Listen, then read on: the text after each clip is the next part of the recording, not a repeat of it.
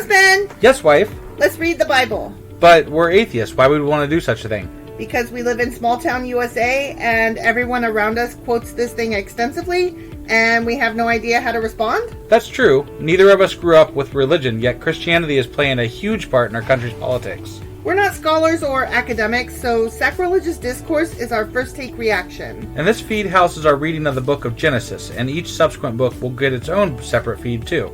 Why are we separating each book? Not all podcast platforms allow access to older episodes. This will ensure our listeners don't lose access to any of our previously released material.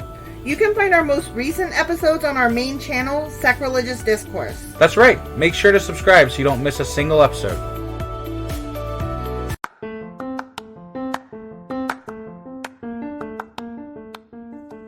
Hey you, welcome to Sacrilegious Discourse. I'm husband. I'm wife. And together we're reading the Bible.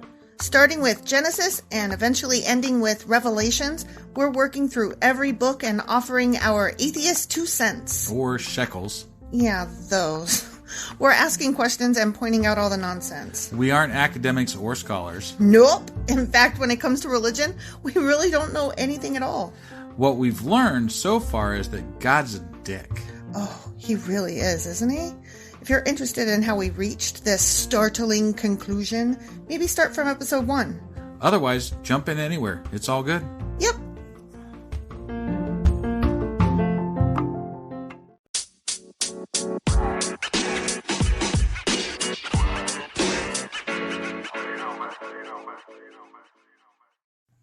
Okay, so do you remember what we talked about last time? Honestly, no. Okay. You never remember. Sometimes I remember. Last time I remembered something, I think. You don't even remember if you remember. You like me not to pay any attention to this so I can just off the cuff respond to Bible-y bullshit. Okay, you are using my words against me and I don't appreciate it. Okay, so what happened last time was that God commanded Abraham to murder his child, Isaac. That's bullshit. And Abraham was like, sure. And Isaac was like, but wait, what? Right. And then God was like, psych. Yeah. And then his wife died and he bought some land to bury her in a cave. The end. Right, that's right, the land transfer. It was kind of boring. I mean, it went compared to all the raping and yeah, it was murdering one extreme to the other. And city destroying it. Yeah. It was to land transfer. The worst possible thing that you could imagine to the most boring thing that you could imagine. Almost exciting with the killing of the kid, but not quite. I think he stopped it. I think that God going, just kidding. I think that is pretty that you don't see that coming. Right, because God loves things dying. Right. Yeah. All right, so this week or this time, what is time? Right. We are doing Genesis chapter 24 and chapter 25. That sounds legit. Right? Maybe? I think that's right. Okay. Wait, yeah, that was 23. Yeah, we're on 24 and 25. Okay, let's do this. All right, here we go.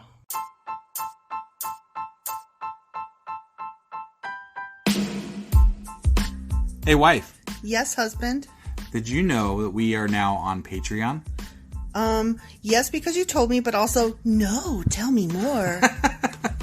So we're on Patreon now. Are we? We are, and our supporters can go there and support us, and we have multiple levels all the way up to You Killed God.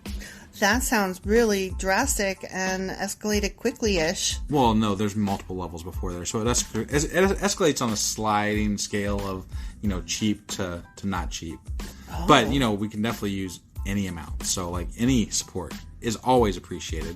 So, what exactly is Patreon? It's a place where you can show your support for our podcast. And just our podcast? Any podcast or any performer.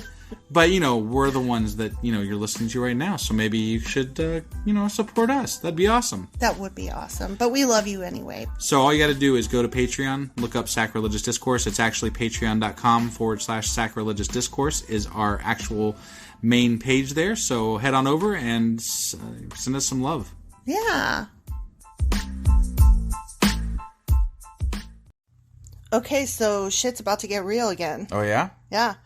No more land transfers? No, at least I don't know. Here we go. Ready? Okay. Genesis chapter 24. A wife obtained for Isaac.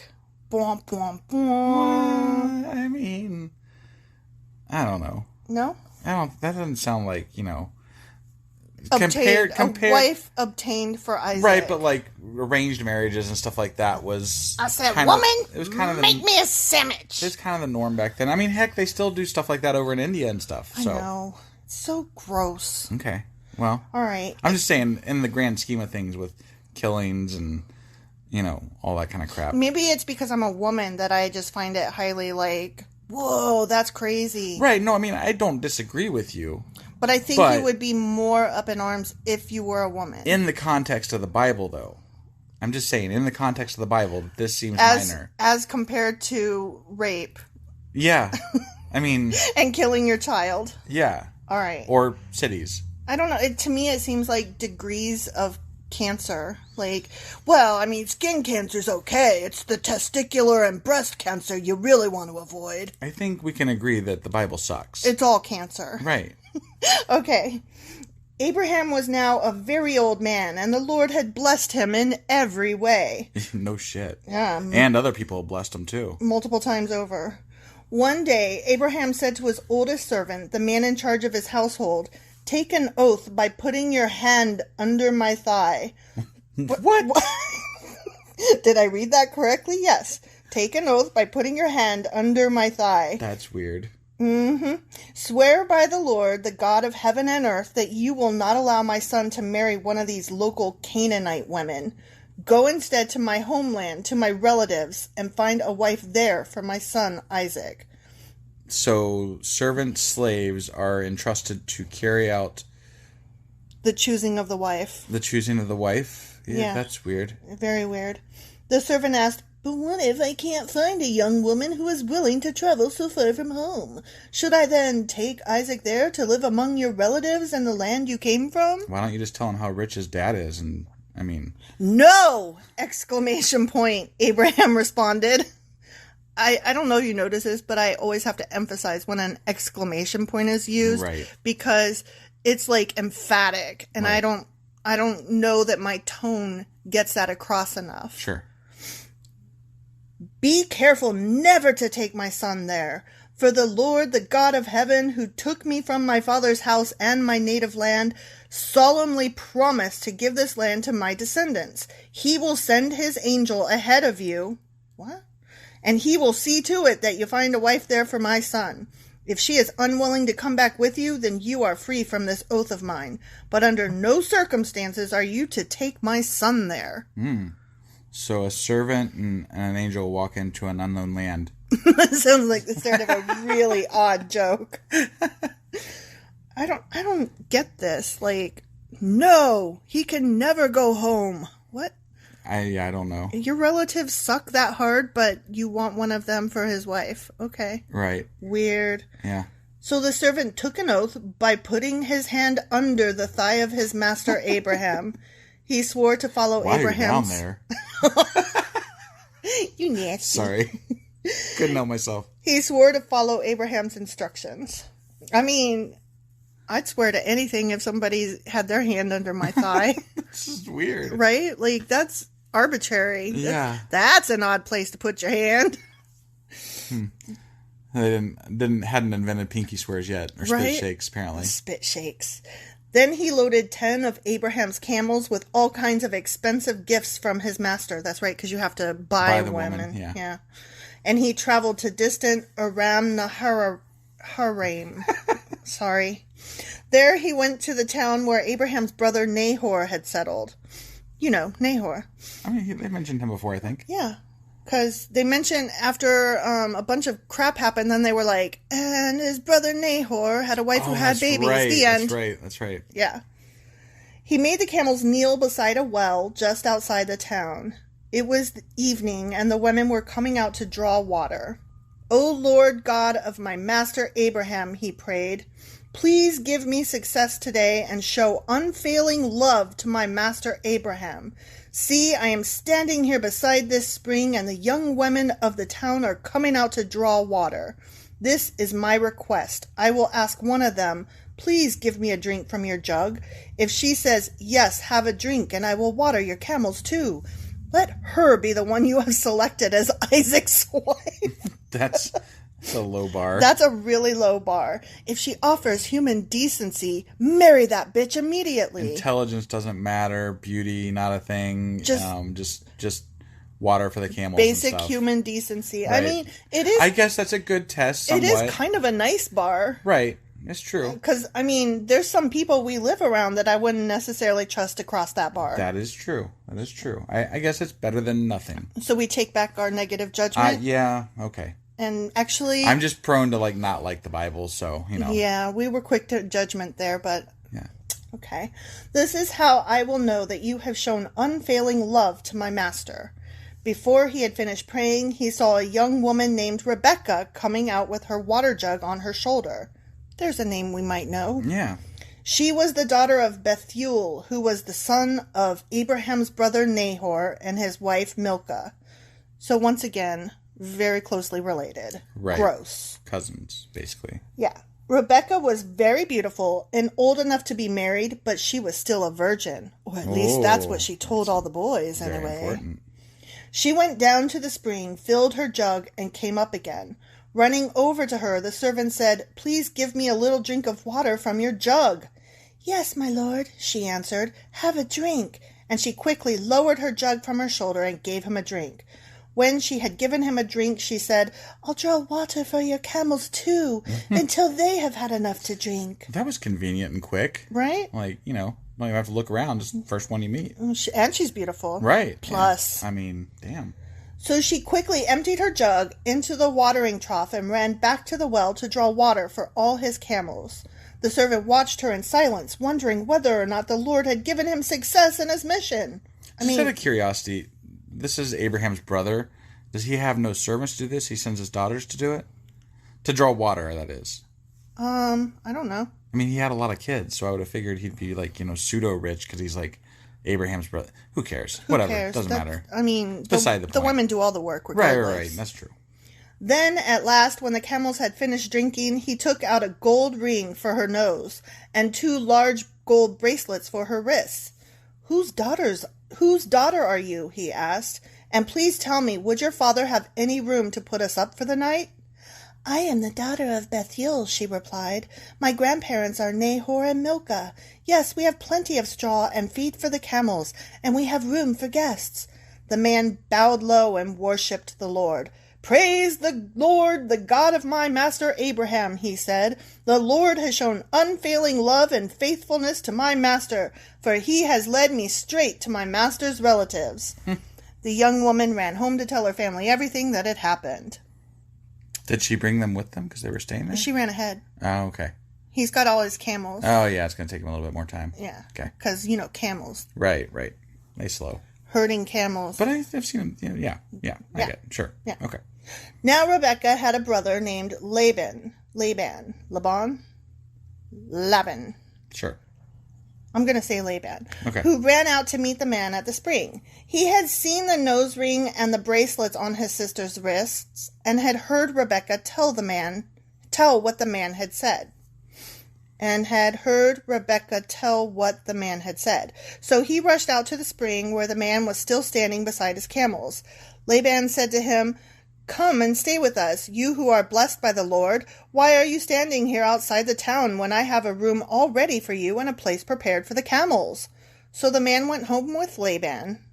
And Laban unloaded the camels, gave him straw for their bedding, fed them, and provided water for the man and the camel drivers to wash their feet. Then food was served. But Abraham's servant said, I don't want to eat until I have told you why I've come. All right, Laban said, tell us. I am Abraham's servant, he explained, and the Lord has greatly blessed my master. He has become a wealthy man. The Lord has given him flocks of sheep and goats, herds of cattle, a fortune in silver and gold, and many male and female servants, slaves, and camels and donkeys. When Sarah, my master's wife, was very old, she gave birth to my master's son, and my master has given him everything he owns. His only son. Right. Not that illegitimate Ishmael. Right, yeah. Poor Ishmael. And my master made me take an oath. He said, do not allow my son to marry one of these local Canaanite women. Go instead to... Oh my gosh, she's going to repeat the whole fucking thing. Well, because, they like repetitiveness. Go instead to my father's house, to my relatives, and find a wife there for my son. But I said to my master, what if I can't find a young woman who is willing to go back with me? He responded, the Lord in whose presence I have lived will send his angel with you and will make your mission successful. Yes, you must find a wife for my son from among my relatives, from my father's family. Then you will have fulfilled your obligation. But if you go to my relatives and they refuse to let her go with you, you will be free from my oath. Did the angel show up yet? I missed that part if he did. No, not according to this text. All right. So today, when I came to the spring, I prayed this prayer. O Lord, God of my master Abraham, please give me success on this mission. See, I am standing here beside this spring. This is my request. When a young woman comes to draw water, I will say to her, please give me a little drink of water from your jug. If she says, yes, have a drink. And I will draw water for your camels too. Let her be the one you have selected to be the wife of my master's son. Before I finished praying in my heart, I saw Rebecca coming out with her water jug on her shoulder. She went down to the spring and drew water, so I said to her, please give me a drink. She quickly lowered her jug from her shoulder and said, yes, have a drink, and I will water your camels too. So I drank, and then she wanted the watered, not wanted. So I drank, and then she watered the camels. Why are you reading so fast? Because it's repetitive, and I'm going to do that from now on when it's telling the same story twice. No, I was just trying to... I was making sure our listeners understood that we're reading exactly the same damn thing we just read, so... Like 2 seconds ago. It's freaking boring. It's boring and stupid. Yeah. So I'm like, blah, blah, blah, then this happened again and again and again. Yeah. Right. Then I asked, whose daughter are you? She replied, I am the daughter of Bethuel, and my grandparents are Nahor and Milcah. So I put the ring on her nose and the bracelets on her wrist. Then I bowed low and worshipped the Lord. I praised the Lord, the God of my master Abraham, because he had led me straight to my master's niece, to his son's wife. It's like they took the whole thing, copied it, but changed the point of view, or the perspective they were telling it from. From third person to first. Yeah. That was so stupid. So tell me, will you or won't you show unfailing love and faithfulness to my master, whom you haven't met? Yeah. I just met you, and this is crazy. Please tell me yes or no, and then I'll know what to do next. Check the box, please. Yeah. You like me, yes or no? Then Laban and Bethuel replied, the Lord has obviously brought you here, so there is nothing we can say. Here is Rebecca, take her and go. We must submit to the Lord, because otherwise he'll kill us and shit. So. And make our women infertile. Right. So what are we supposed to do? I know, right? Like, do we really have a choice here? Right. Yes, let her be the wife of your master's son, as the Lord has directed. Kissing cousins. Bow, bow. When Abraham's servant heard their answer, he bowed down to the ground and worshipped the Lord. Then he brought out silver and gold jewelry and clothing and presented them to Rebekah. He also gave expensive presents to her brother and mother. Well, of course he did, because he's buying her. Yeah, you're buying a woman. Yeah, because she must be Let's purchased. go to market and buy ourselves a woman. I mean, what else are you going to do? Right.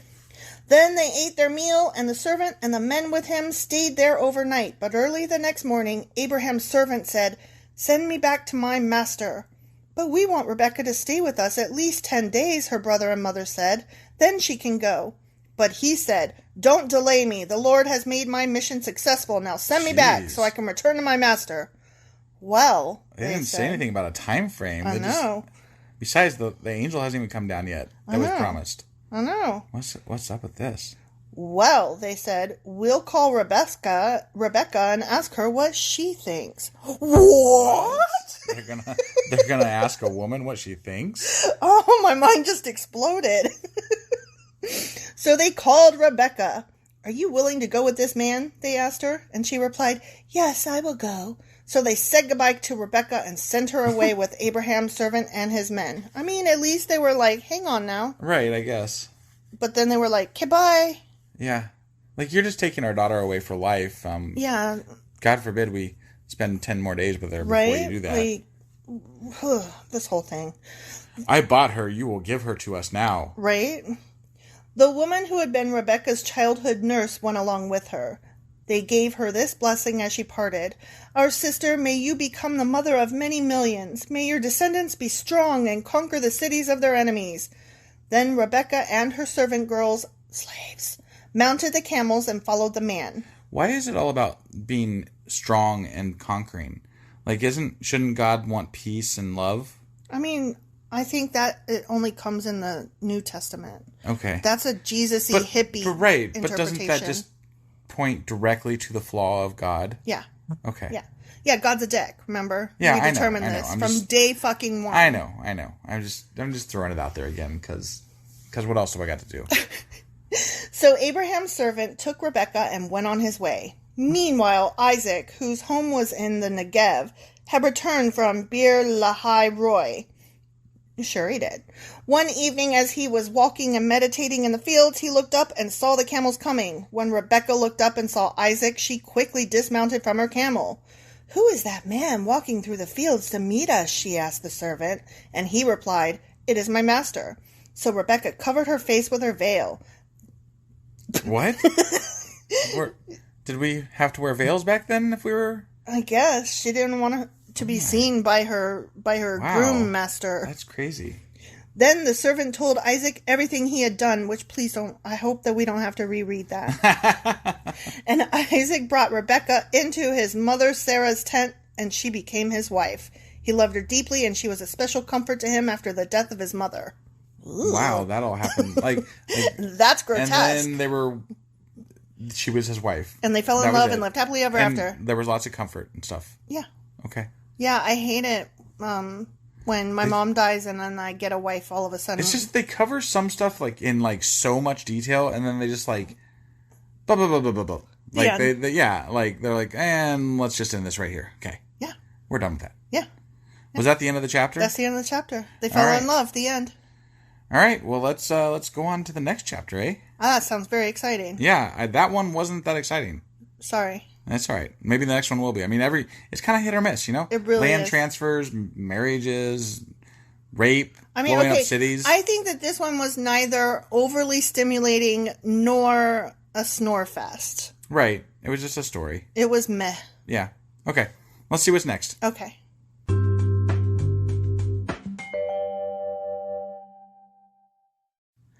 Genesis chapter 25 has 5 mini little sections in it. Okay. Just so you know. All right. So, I'm just These have been, like, the last one was a long segment. So. Yeah, but this one's pretty short. Like, there's 5 little just 5 mini paragraph. segments. Okay. Yeah. All right.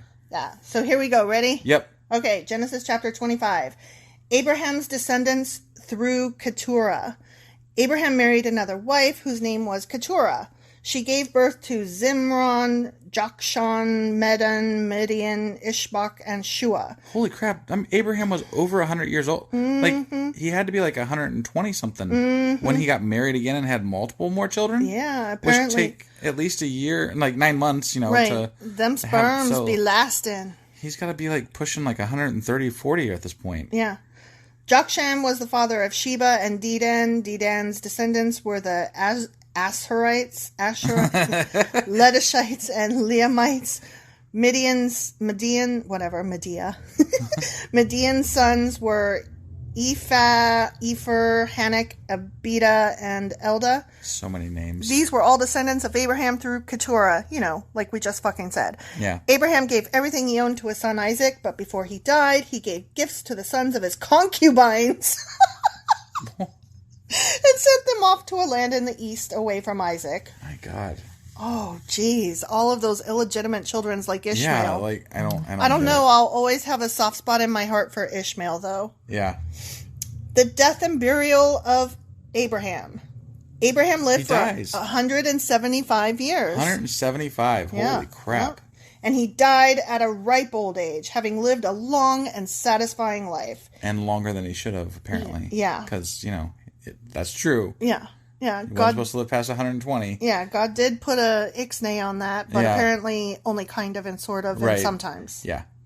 He breathed his last and joined his ancestors in death. His sons Isaac and Ishmael buried him in the cave of Machpelah near Mamre in the field of Ephron, son of Zohar the Hittite. Was that the same field? This was the field Abraham had purchased from the Hittites and where he had buried his wife Sarah. See, I'm good. You did. You one thing that always bothered me about Sarah is that she was apparently still rapeable in her like 120s.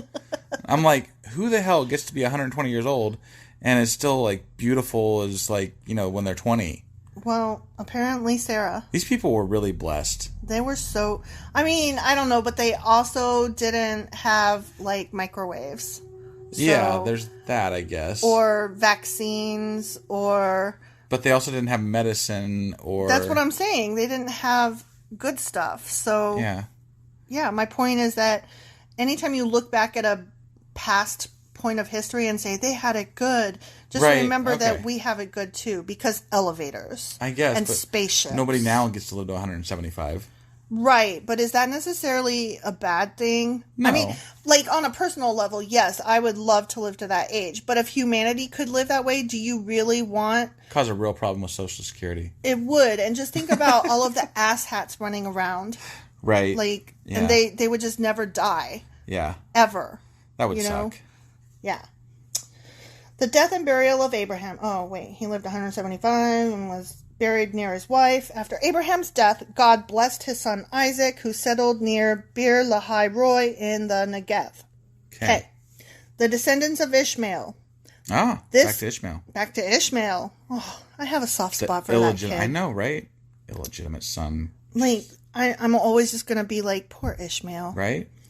Unless I find out he's a dick, but thus far... I mean, he probably is. But you know what? So far. If you were told, like, from birth, you're not the real son, you're not the real son, right. You're not the real son. Like, from day one, you suck, you suck, you suck. Yeah. Like, I think I'd probably be a dick, too. Yeah. This is the account of the family of Ishmael, the son of Abraham through Hagar, Sarah's Egyptian servant, slave. Mm-hmm. Here is a list by their names and clans of Ishmael's descendants. This is so much begetting. The oldest was Nebaioth, followed by Kedar, Abdil, Mibsam, Mishma, Duma, Massa, Hadad, Tima, Jetur, Naphish, and Kadama. These 12 sons of Ishmael became the founders of 12 tribes named after them, listed according to the places they settled and camped. Ishmael lived for 137 years. Then he breathed his last and joined his ancestors in death.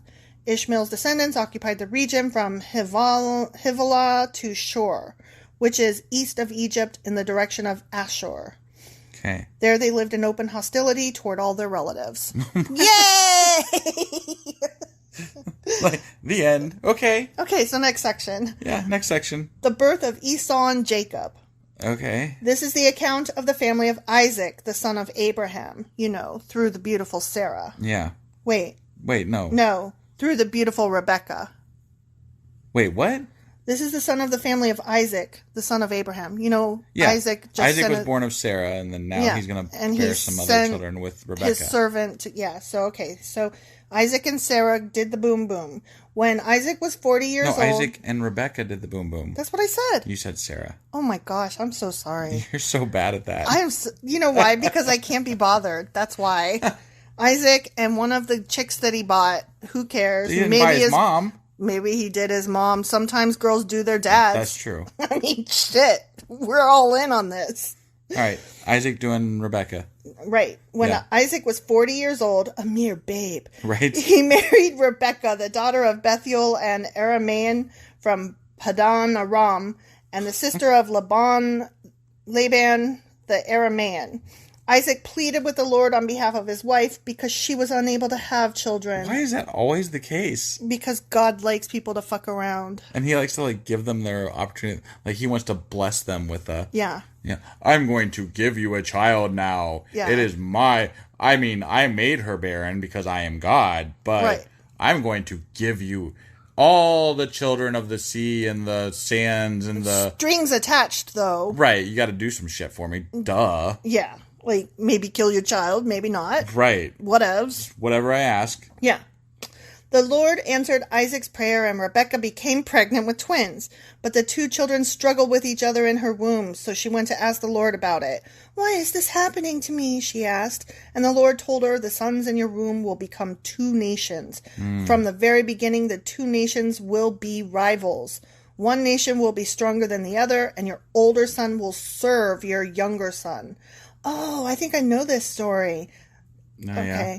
And when the time came to give birth, Rebecca discovered that she did indeed have twins. The first one was very red at birth and covered with thick hair like a fur coat. So they named him Esau. Then the other brother was born with his hand grasping Esau's heel, so they named him Jacob. Because I always name my twin person Jacob when they come out, right, bearing the ankle of the one preceding, whatever. Right. Isaac was 60 years old when the twins were born. Jesus. Okay. Esau sells his birthright. As the boys grew up, Esau became a skillful hunter. He was an outdoorsman, but Jacob had a quiet temperament, preferring to stay at home. I wonder if Esau was as skilled a hunter as... Well, as Nimrod, yeah. As Nimrod. And we're going to find out. We are going to find out. Okay, Isaac loved Esau because he enjoyed eating the wild game Esau brought home, but Rebekah loved Jacob. One day when Jacob was cooking some stew, Esau arrived home from the wilderness, exhausted and hungry. Esau said to... Nimrod wouldn't be exhausted. I bet he wouldn't. Yeah. Esau said to Jacob, "I'm starved. Give me some of that red stew." This is how Esau got his other name, Edom, which means red. Okay. Okay. All right, Jacob replied. But from stew? He got his name from stew? It means red. Right. Red stew. Oh, okay. But I mean, they gave him another name because of the stew that he was hungry for. No, because he's red. Oh, okay. It means red, and he's red, and he liked red, and he said, "Give me red stew." Got it. God, I'm now sorry. Who's not paying attention? I never pay attention. All right, Jacob replied, "but trade me your rights as the firstborn son." What? "Look, I'm dying of starvation," said Esau. "What good is my birthright to me now?" But Jacob said, "First you must swear that your birthright is mine." So Esau swore an oath, thereby selling all his rights as the firstborn son to his brother Jacob. Just to get some damn stew? Yeah, what a dick. What the hell? Jacob is an asshole. Well, but, wouldn't you just go out and eat some grass to tie you over so you could go, he's a hunter. Why don't you just go kill a squirrel and, roast it? Right, but I mean, so he, in his starvation, made a stupid choice, but his brother, regardless, is a fucking dick. Well, yeah. Then Jacob gave Esau some bread and lentil stew. Esau ate the meal, then got up and left. He showed contempt for his rights as the firstborn. The end. That was it? That was it. Okay. But I think we have more coming next time. I'm sure that they're going to expand on that, because that seems because Jacob has a billion babies, and we get to learn about them. And I think that's where Joseph and the multicolored coat comes in. Gotcha. I don't know. I could be wrong. It could be an entirely different Jacob. Who fucking knows? Who knows? Well, we'll obviously find out. And, we apologize because we really don't know anything about the Bible except for, hearsay. Or, that one musical. Yeah, stuff like that. So we're literally reading this off the cuff. Yeah. And, some of it... Well, that's why we named it Sacrilegious Discourse, because we're being very sacrilegious. In our discourse, yes. Yeah. Indeed. All right, so that's it for this week then? Yep. All right, well, join us every Tuesday and Thursday, and we'll see you guys next time. Yep.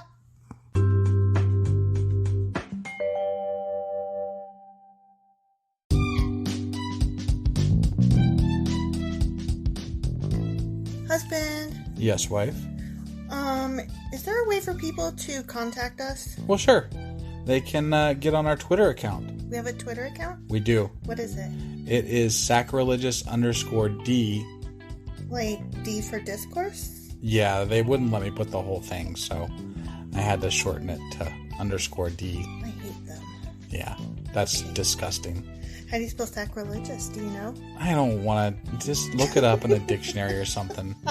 I don't want to do that right now. You know why? Sacrilegious_D. Okay? Because you messed it up and I made you fix it. That's why. Yeah. What about an email? Yeah, we got that too. What is it?